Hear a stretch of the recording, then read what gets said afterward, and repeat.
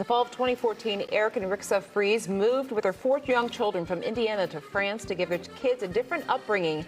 They bought a small fixer-upper and did all the renovation themselves and had to learn to adapt to a completely different culture. You can read all about their experiences in their book, French Dive, Living More with Less in the South of France. Eric and Rixa Fries join us this morning. Good morning. Morning. Was Indiana really that bad?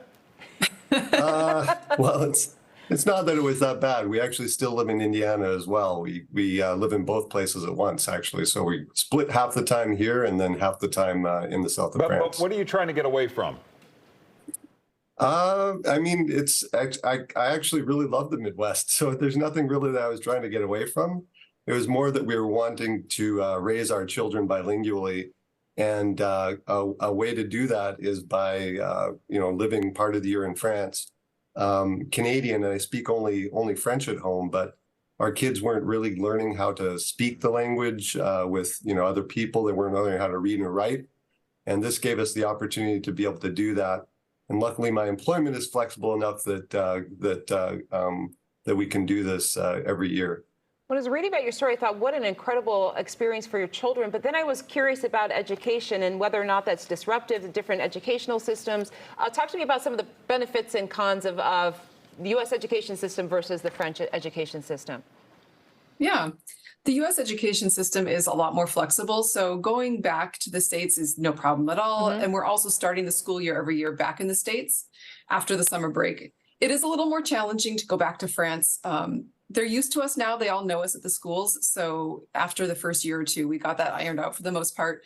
It has been a little challenging with our oldest who's in high school because in France, they have a really rigid system where they have national exams that everybody has to take. And she comes in halfway through the year, different curriculum, different subjects, and there's no accommodation made. She just has to jump right in, fail her first couple exams or do pretty badly. And then after a few weeks, she catches up and does really well, despite having to come in halfway through a different system every year. You live in a village in France. I would imagine there are some charming upsides and maybe not. Talk about the distinction between living there and living in near Indianapolis.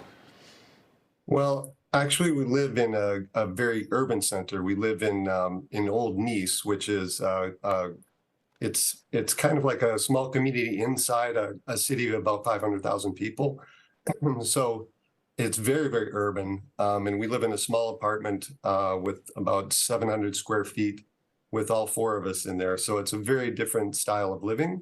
Most of our living takes place outdoors. We do a lot of outdoor activities. We live about a block away from the beach. Here we live in a house, and, in American cities are very much governed by the car, and there it's mostly walking. We're doing most of our shopping, most of our daily activities just walking. It's a short walk to the schools, short walk to soccer, a short walk to all these different activities that are close by. Mm-hmm. In reading about your story, you said that this has made your family more dependent on each other. How did that work? How did that happen? Well, I think our children, because it's such a unique thing, our children have kind of created their own peer group.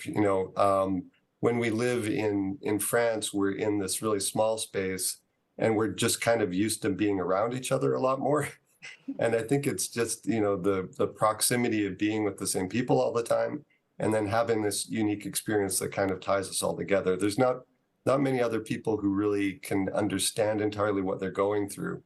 And so, our kids have friends in both places, but their primary peer group is our family.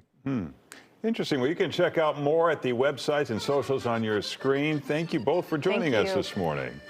Thank you. Thank you so much.